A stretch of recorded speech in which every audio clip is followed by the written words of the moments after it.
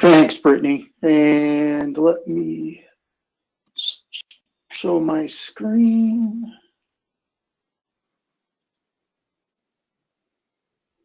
There. So, Brittany, can you see it okay? I can see your screen, yes.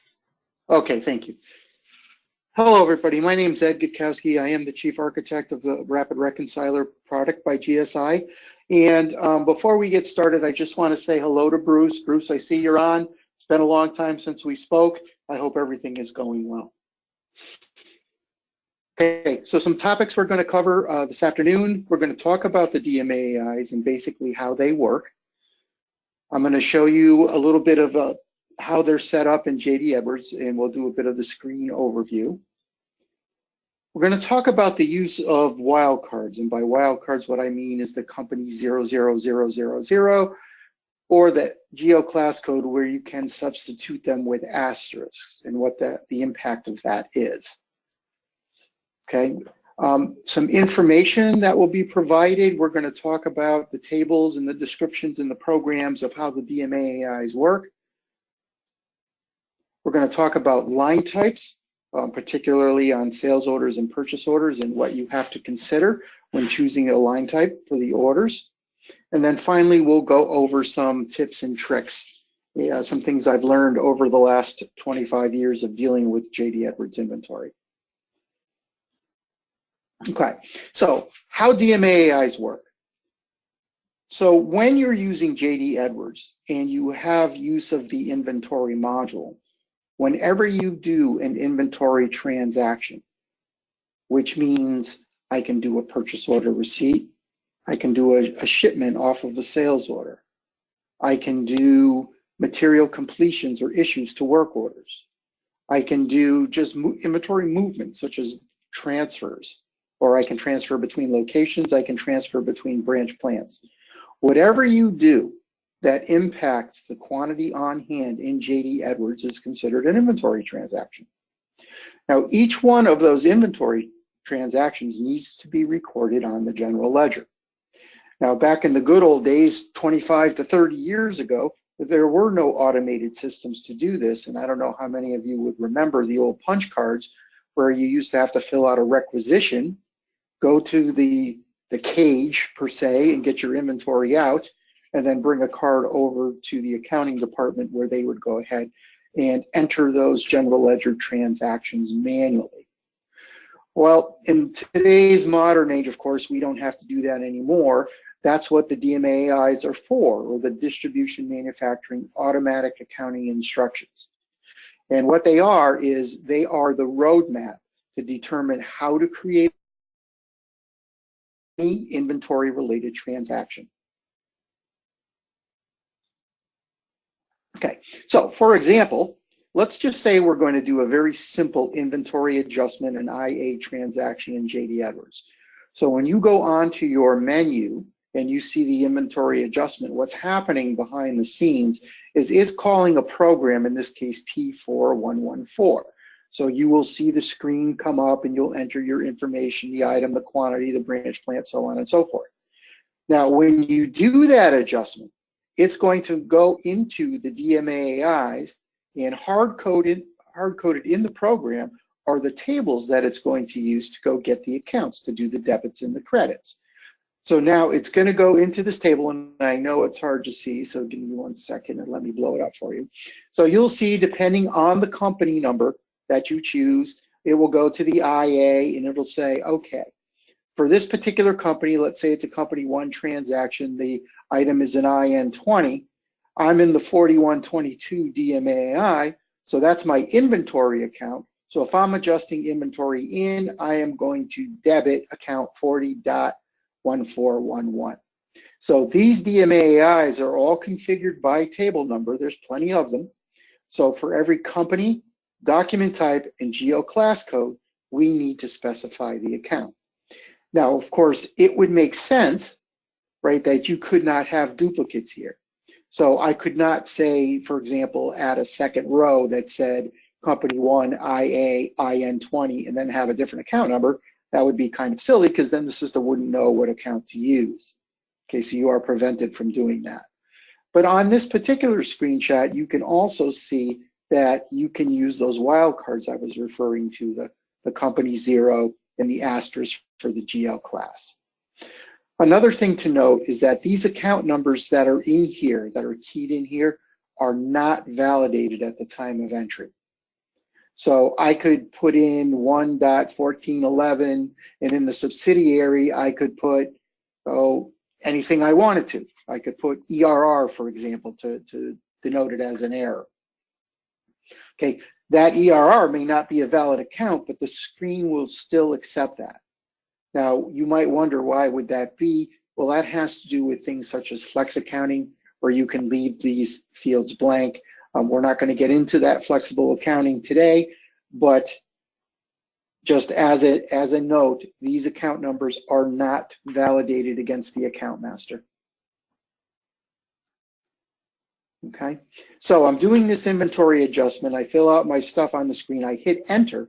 When I hit enter, behind the scenes, the program's going to go. It's going to go to 4122. It's going to go to 4124, and it's going to do the debit and credit accordingly.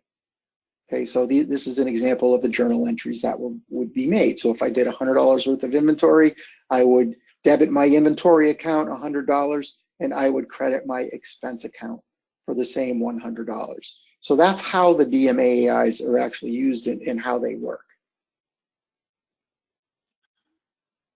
Now, from a setup perspective, what you do is, if you have access to FastPath, you could just type in the FastPath command, DMAAI, and it will bring you to the screen.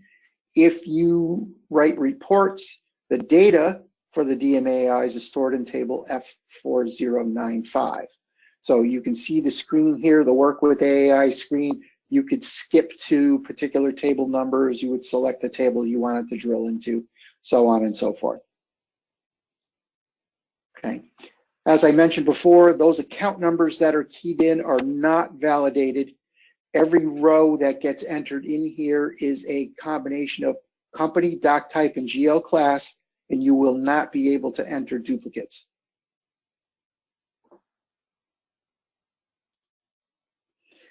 Okay, now let's talk about the use of the wildcards and the hierarchy that's associated with this. So if the system can't find a DMAAI for a specific company, so say I'm doing that inventory adjustment, and the item that I'm using is, let's say, an IN10, and there's no setup for an IN10. Well, if there is a setup for the 4 asterisks, the transaction will still process. So let's kind of go through what that hierarchy looks like with an example. So here's my example. So for company 100, I'm going to do a company 100 transaction. The item has a GL class code of IN20. So the first thing that the system is going to do is it's going to look for an explicit entry where the company 100 is typed in and the GL class of IN20 is keyed in, okay, for that IA transaction. Okay, if it finds that exact match, it will use that DMAAI. If it does not find that exact match, okay, it's not done yet, it's going to do a secondary search. Now the secondary search will come up and it's going to look for an exact match on the company number and to see if there is a GL class wildcard. So it'll look for GL class asterisk, asterisk, asterisk, asterisk, which means I don't care what the GL class is, I'm going to use this one. If it can't find that entry, we are still not done yet. It goes to a third level. And the third level says, is there an entry for the exact GL class code, but the company number is company 0. That's the wildcard company. So what this is saying is, I don't, for a specific class IN20, it doesn't matter what the company number of the transaction is. Use this DMAAI to specify the account. If it can't find an entry there, we're still not done yet. It's going to go to a fourth lookup, and that's where we have a wildcard entry. Okay, so we don't recommend that these entries are in there, but the system is programmed to look for them.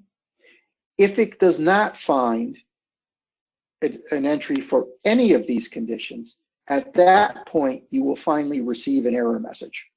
Now, we're going to talk a little bit more in detail about these error messages a little bit later on.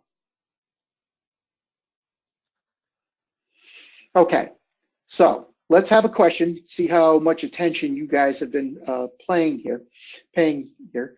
So for an inventory adjustment transaction in company one that has an item with an IN20 GL class code, which one of the following options is true? Okay, so which one will it use? So what I'm going to do now is I'm going to select the poll and I'm going to launch it, and you'll be able to now choose which one you think is the correct answer. So I'll let this go for a few minutes.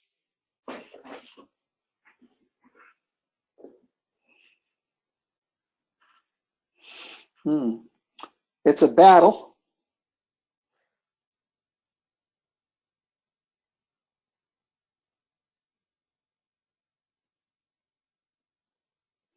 Okay, we'll just give it another few seconds. You guys are doing good. Okay, let me close this. Okay, so it looks like the most popular answer was number 3, where over half of you had chosen that one, and the correct answer is number 3. Okay, so if we think about the hierarchy, what was first? We were looking for an exact match between company 1 and IN20. And notice we do not have that entry in our list. So what would be next? Okay, so the next would be the exact company number with the asterisks, and that's the one that is correct. Okay, so that is definitely the one that would be used, and more than half of you got that one correct. So good job, people. Okay, now I'm not going to go through the next few slides in great detail. You will be able to get a copy of this presentation, so you don't need to take, detailed notes or anything. We will be able to provide this to you. But this table gives you information on what DMAAIs are out there, the program numbers that call them, okay, in a description of what the actual transaction does. Okay, so for example, we were talking about inventory adjustments. Okay, so that was the P4114. You see it's the IA. Now notice there are blocks here that are grouped. So what that means is that when I do an inventory adjustment, it could call any one of these DMAAIs. So it's going to call 4122, 4124, but if there's also a zero balance adjustment that needs to be done, it will call 4126 and 4128 for the zero balance adjustment. Okay, so it's not just 2 AI tables that get called, it's a minimum of 2. There could be more. Now also notice that in the title of the slide, okay, this is the inventory system. And notice at the end of the inventory, there's a 41 here. Inside of JD Edwards, what they have is a list of system codes. And system codes, what I found, are very useful in determining what programs, what tables, what DMAAIs belong to what subsystem. So inventory is system 41. Notice the program numbers here as we go down the list. Okay, so it's P4112, P4113, P41413. So the 41 tells us that this is an inventory program. Okay, notice the DMAAI table numbers. 4122, 4124, 41, 41, 41, 41.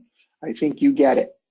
Okay, so if you have access to the generic JD Edwards menus, you want to get to the inventory system, the menu command is G41. That's where you start. If you're a report writer and you need to know table numbers, the inventory table numbers start with F41. So if you know just a handful of system codes, it becomes very helpful when you start looking at all these technical documents and giving you an idea of what is what belongs to what system. Okay, so this is inventory, it is system code 41. We also have the same thing for the purchasing system, because remember, the purchasing system impacts or can impact quantity on hand, right? I can do a purchase order receipt. Okay, the purchasing system code is 43. Now notice, I can do a purchase receipt, which is a doc type OV. Look at all the DMAAIs that can be associated with that. Okay, most of them start with 43. I think they might have ran out of 43s and they started with 44 here. You know, it's not 100%, but it's a 98% rule. Okay, if it starts with a 43, it belongs to purchasing. Okay, so we can see the inventory DMAAI, the non-stocks, all the different types of DMAAIs that get invoked on a purchase order receipt. I bet you guys didn't think that just doing a PO receipt could be this complicated, but it is. Okay, same with voucher match. Okay, so 4312, 4314, we have all these other ones for taxes, landed costs. Those things come into play or can come into play, and there are separate DMAAIs associated for those. Okay, so again, this presentation will be available to you. Okay, now we go to the sales system. The sales system is system 42. When we talk about sales, there's basically only one transaction. Okay? That's an invoice. So the invoice or the ship confirm and the invoice, that sales order line processes, we invoke these DMAAI. So we'll get the cost of goods, the revenue, the inventory, transfer amounts, accounts receivable, and if you employ advanced pricing, you have the different advanced pricing options here as well. Now, this isn't a total list, but if you knew what these DMAAIs were, you are 95% there in understanding what goes on in your system. And then finally, of course, the last module that touches inventory is manufacturing. So we have codes 31, 32. We can do material issues. We can do labor reporting. We do variance accounting and all the different DMAAIs that are associated with these types of transactions. So again, this information here is just being provided as a as reference material. So if you ever need to trace down what a transaction is doing or why a transaction failed, this is good information to have. Okay, so we talked about the tables, we talked about system codes. Here comes the next poll question. So the next poll question would be, which system code is represented by the number 42? So let's see if you were paying attention there and say, which one was system 42? Okay, so we'll give this about another 30 seconds or so. And the results are coming in fast and furious. Very nice, people, very nice.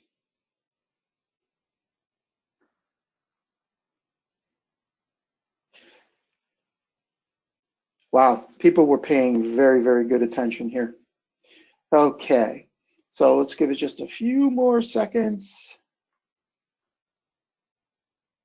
Good. All right, so if we look at the results here, we can see that the vast majority of you chose option 2, which is sales. And if I go, of course, sales is 42. There are the others associated system codes. Okay, so nice. It's really, really good. You might not think so on the surface that it's good to understand these numbers, but boy, they really, really help over the long haul. Okay, now let's move on to line types. And what is a line type? Well, a line type is an entry that you make either on a purchase order or sales order. So let's say I'm doing a purchase order and I key in a line. Well, I could be buying inventory. I could be procuring a service. Okay, so those are two different types of purchasing, which would have different line types associated with them. So you can see this is just a partial of the first 10 records of a line type setup that we have. I think this is generic JD Edwards. where you can have a line type A or B, and there's a setup behind the scenes that tells you things like, do I turn the inventory interface on for this type, right? So let's say I'm purchasing to an account, and let's say I want to pay my vendor who mows the lawn. Okay, that's not an inventory transaction. I'm not putting an item in stock. So the line type I would use would be something that's more apt to do that by GL account, not so much by item number. So I might want to use a line type B on that purchase order line so that I don't impact my inventory system, okay? So that's kind of, you set up a definition for each line type. Of course, some of the more popular ones are the S line type, the J line type for purchase to an account. Those are the defaults. Okay, what you want to pay attention to is the inventory interface turned on, yes or no. And notice that there are several different options here. So you see a yes, no, those are the obvious ones. There is a B as well, and I also believe that there could be an A there, okay? Now, what they are in the definition is where, do I use the inventory interface, and where do I pull the GL class code that I'm going to use to go to the DMAAIs in order to find the right account number to do the debit and credits for, okay?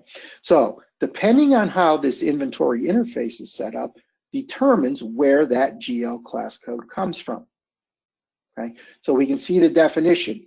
For the Y and D, it's going to come from the item location table, okay? So that's where it comes from. If it's no, right, if it's an N type interface, it's going to use the GL class code that is actually on the purchase order or the sales order. The description says fold of the line type. That's an old world term, but what it really means is this GL offset that's specified in the setup. So it's going to use this GL offset, okay? If the interface type is an A, it's going to debit the account number entered on the purchase order. Hey, But pulls the G. Yes. I'm so sorry to interrupt you, but I don't think that we're viewing the correct slide. Really? I see which system code is represented by number 2, the poll results. Oh, because don't know why.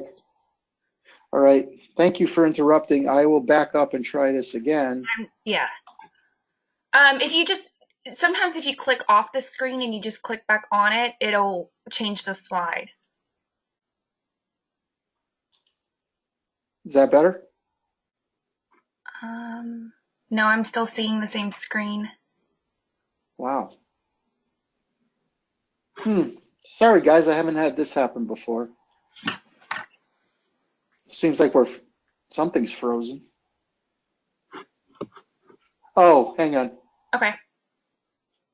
There we go. It's changing. Yes. Sorry, guys. That was me. Little technical glitch. I'm sorry about that. But here's the line type screen that I was talking about earlier. So we can see all the different line types. Here's the inventory interface that I was referring to. Here is the definition, okay, of what each of these interface codes means. So again, the Y or a D would be get it from the item location file. An N would be use it from the fold, which is this GL offset column here. Use that GL class code. The A is going to use the account number that's specified on the purchase order. Okay. The B does typically the same thing. Okay. So there's a little bit of a difference between A and B, and you can see that in the description. All right. So if it's an N or an A, it says use it from the fold, and the fold means it's going to get it right from the line type here, right there. All right, so it pays to be familiar with how your line types are configured. So there is a setup for this. You should be able to at least get a screenshot of yours to know how these interfaces are set up. Okay, so next poll question.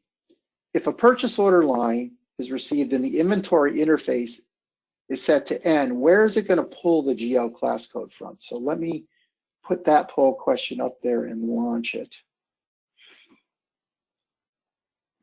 Okay, so which one of these 5 options do you think is going to be correct? Okay, and I will give this another half minute or so.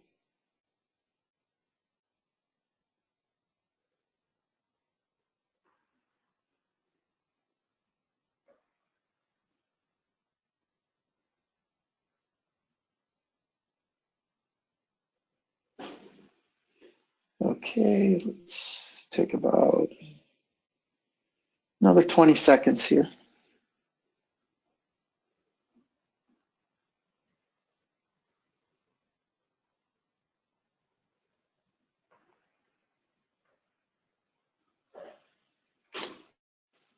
Five seconds.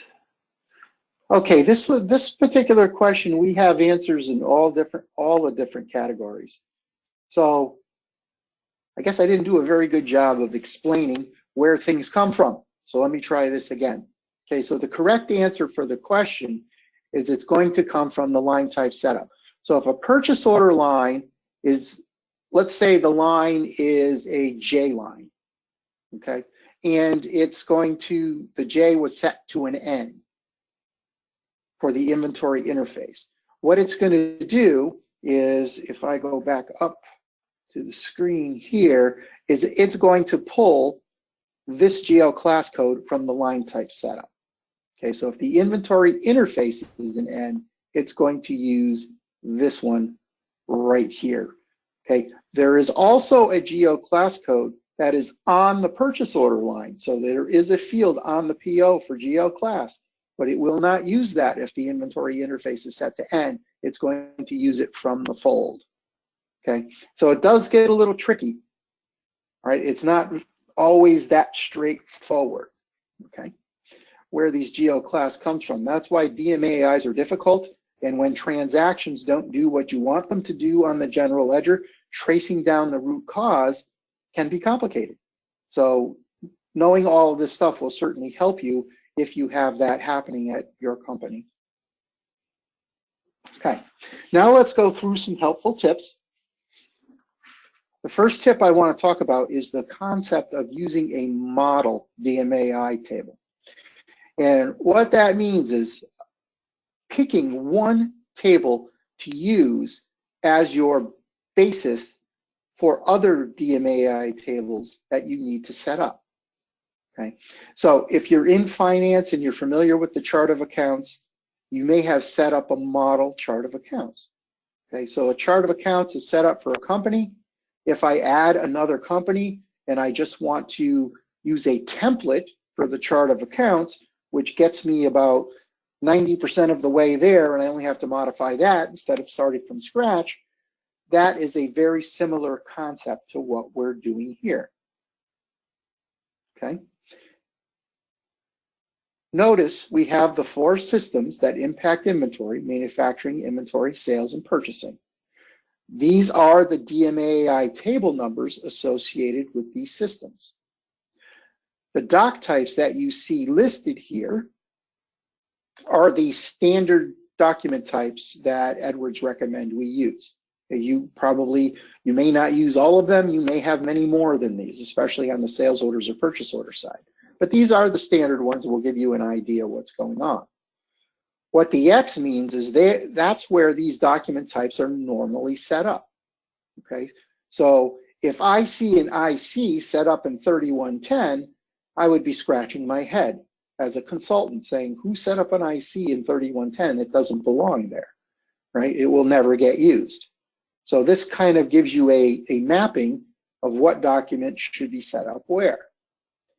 Now notice one of these for the physical inventory in the inventory module is highlighted in green in table 4152 for document type PI.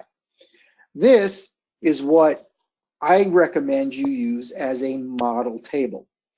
And by making it a model table, what you would do is you would analyze that one DMAAI to the nth degree to say, if I have multiple companies, I want to make sure all my company numbers are set up. For every inventory item that I'm going to count and value, all of those geo classes should be set up, and we want to be absolutely certain that they point to the correct account. So all raw material geo class codes point to the corresponding raw material accounts. Any subassembly, any finished good, any other category you might have points to the right account. Once we vet one out perfectly, what we can then do is take a look and compare it to all the other ones that are highlighted in green here, because they should look pretty much the same. Okay, there are rare exceptions, but they are exceptions, it's not the rule. So for example, let's say I have a geo class code of RM01, which is raw materials 01. I have some sitting in inventory. Well, let's say I have $100 worth in inventory and I have a raw material account on my balance sheet that has $100 in it. It's the only thing I have in my inventory system, okay? If I were to issue out $10, right, and I did an inventory issue transaction, where would I want that inventory issue to do a credit to, right? So inventory issue is going to use 4122 for its DMAAI for the inventory account. So this should be a raw material account because I want to credit the raw material for that $10 if I do that transaction. I don't want to credit finished goods or subassemblies. That's not where the value resides, okay? So let's say I have that same $100 sitting in inventory and I want to ship it out on a sales order, okay? I go to 4240, that's in my sales system, right? 4240 is where the credit for inventory comes in. What account should be there for the RM01? Should it be finished goods? Why would it be finished goods? The value for this item is in the raw material account, so it should be the raw material account. So the moral of the story is there needs to be a one-to-one relationship between GL class code and balance sheet account. That one-to-one relationship gets set up in your model table, and it should carry through to all of these other ones. It doesn't matter what inventory transaction. If it's a raw material, the debits and credits need to come in and out of the raw material account. I don't care if I'm receiving it, issuing it to a work order, completing it, it doesn't matter what the transaction is. All the dollars for RM01 go through the raw material account. End of story, okay? Once you do that, you'll find you'll save yourself a lot of reconciling items, okay?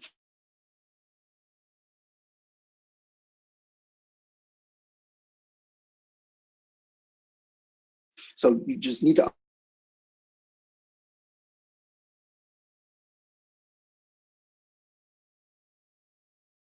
understand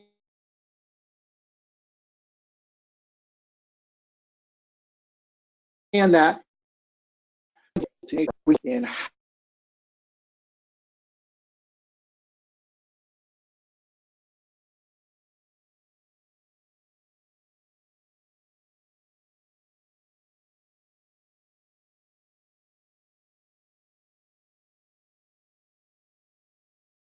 worthwhile.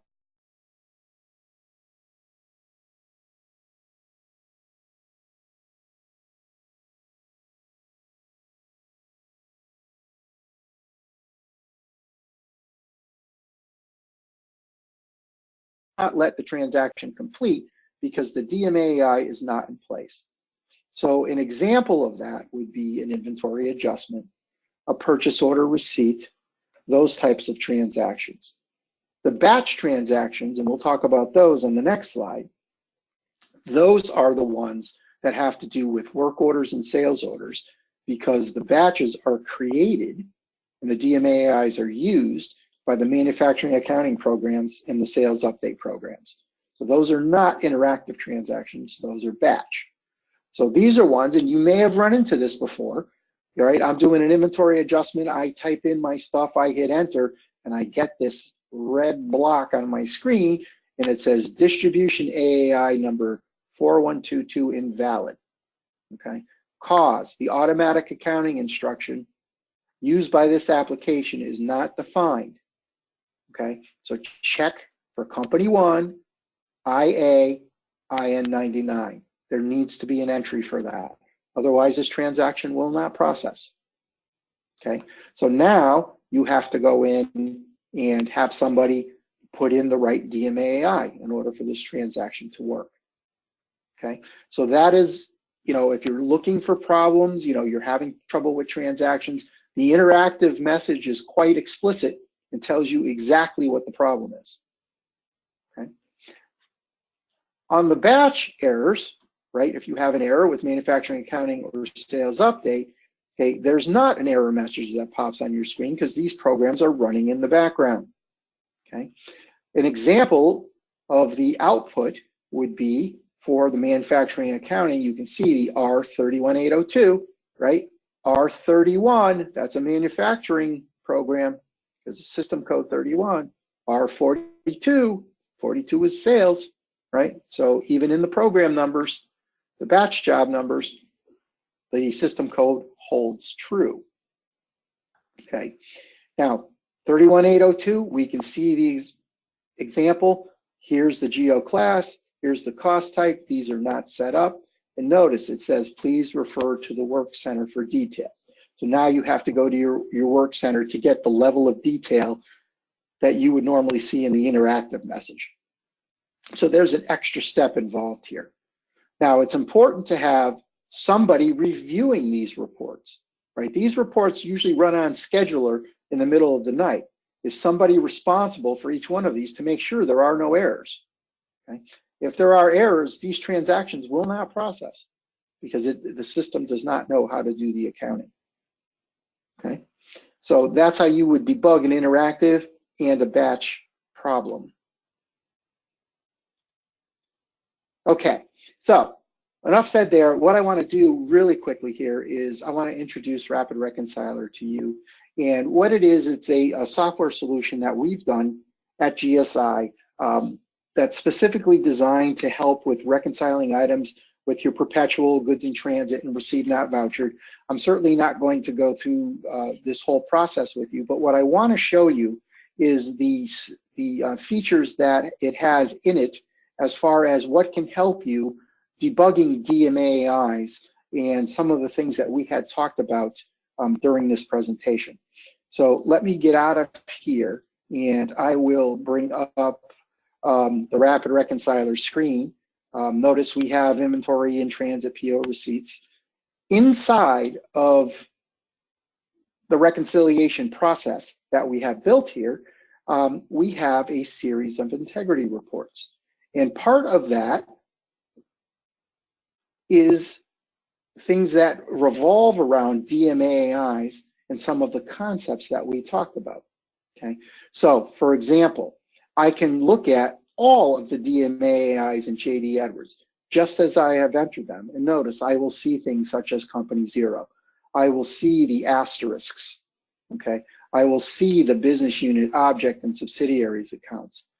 I can tell whether we flexed your business unit or your subsidiary, okay, what the object account is, all of the different entries, just as you've entered them into JD Edwards. And this becomes critical in the debugging process, okay?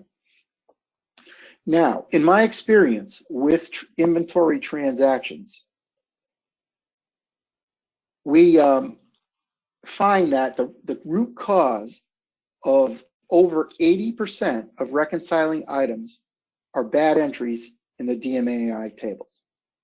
I mean, it is just the vast majority of problems are here, which is why we focus so much energy on getting them correct, because that will reduce the amount of reconciling items that you have. Okay. Now, so we have that one. We also have a report that says, oh, here's the model table, right? So the model table now, here's our 4152. In our particular case here, we use document type 99. Here's all the geo classes. Now notice in our model table, there are no company 0 entries. There are no asterisks in the GL class. We want explicit entries that says, if my item has a GL class of COLC, here's the account number I want the dollars to go in and out of. So on and so forth. So for all these different GL class codes, here's the account setup for that. Okay, business unit, object, subsidiary, no flex accounting.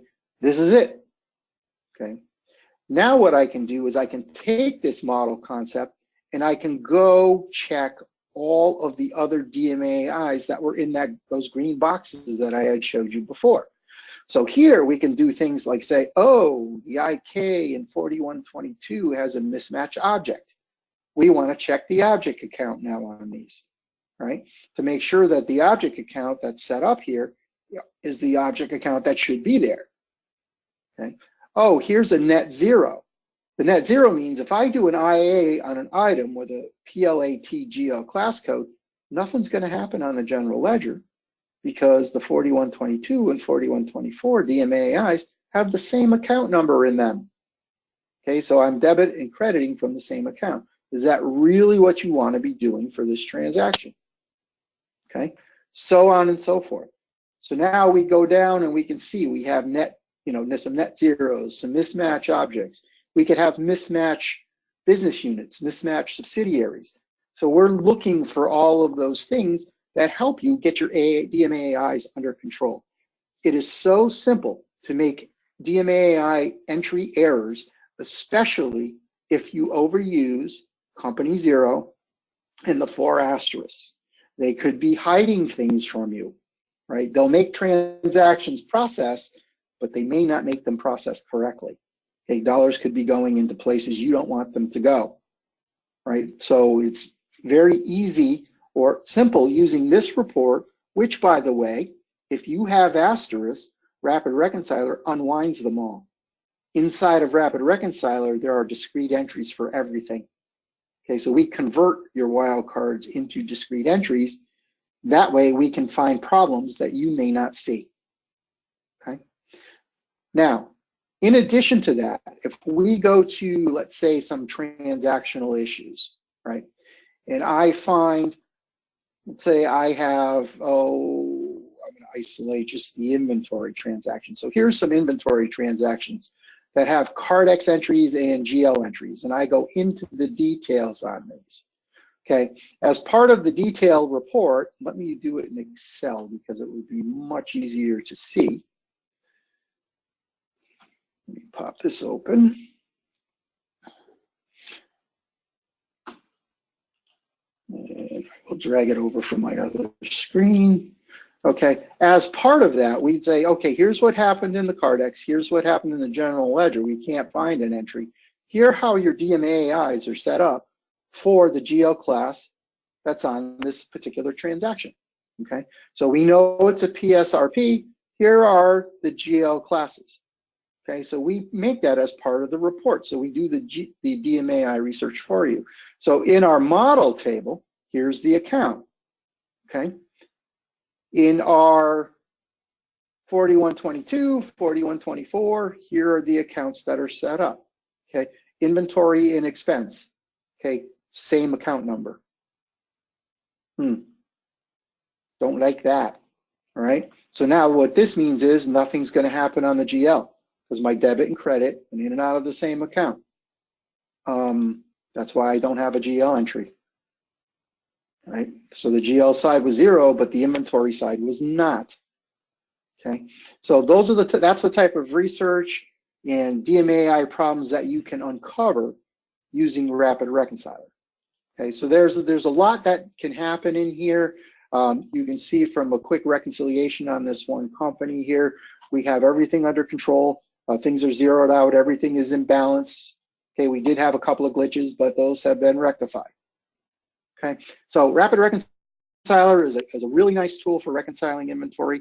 It helps you find any DMAAI issue that you might have, makes it easily correctable, and will reduce the number of reconciling items. Okay, so that's the end of the presentation. So what I'm going to do is turn it back over to Brittany, and she's going to wrap things up.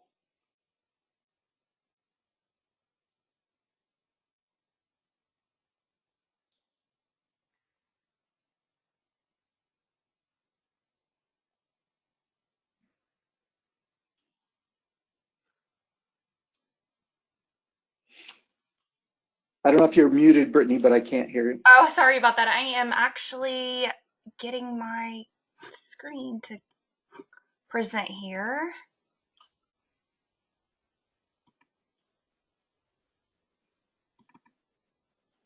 For some reason, it's not wanting to come up. Sorry.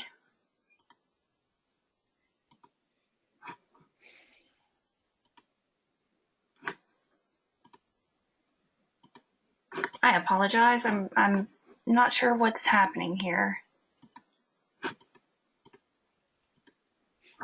Okay, so what we might want to do is go right into the questions. So we can do that, Brittany, while you're trying to clear up the technical issues there. I do see one question. It says, and this is from Brian, and Brian asks, can all DMAAI tables utilize the cost component field? We currently only have use of that on the 4220. Good question, Brian. Because of all the different versions of Edwards, I believe there was a point, and there is a setup somewhere that says that you can use the cost components on various tables. I'm not quite sure if it's all of them, but it's certainly more than the 4220. Of course, you use them in the manufacturing system. If you do work orders, the 3120 has them. I believe you can turn them on in certain places. I'm just not 100% sure on how you do that. From an inventory standpoint, right, from a balance sheet perspective, it doesn't really make much sense. I've never found a real good reason to do that. I certainly understand why you would want to do that on the cost of goods, right, or anything on the expense side. It makes perfect sense to want to do that, by cost component. If you want more information on that, we have an ERP talk section off our website where you can pose those questions, and there'll be consultants who will get back to you with answers to that question. And I do have that information up on the screen. Thank you so much for covering me there. I am now where I'm supposed to be. There you go. So yeah, you can check out our ERP talk, which is a problem-solving forum where you can get all your JD Edwards and other applications questions answered. We also, if you would like to stay connected with us on social media, all of our handles are currently listed on the screen. You can see our most up-to-date posts on webcasts, events, industry insights, and so much more. We also offer educational resources, our weekly educational webcasts, monthly newsletters called GSI Insider, online resource center where you can get access to our on-demand webcasts, white papers, etc., on-site and virtual workshops. If you would like to sign up for our weekly email reminders for upcoming webcasts, our monthly newsletter to create an account to our Access or our Resource Center, go to getgsi.com, go to Resources and Events on the main menu, select JD Edwards, and then you select the appropriate link there. And it looks like Ed has already covered the questions. Well, let me cover a couple more, okay, if you don't mind. Yeah, sure. Okay, I see a question from Judy, who is asking about RapidReconciler, and she asks about the level of difficulty to implement and the approximate cost. RapidReconciler can be implemented in a day. Okay, it depends on whether or not you have SQL Server running, right? We use Microsoft SQL Server as our platform of choice. So if you have a server available, we can get it installed and running very quickly.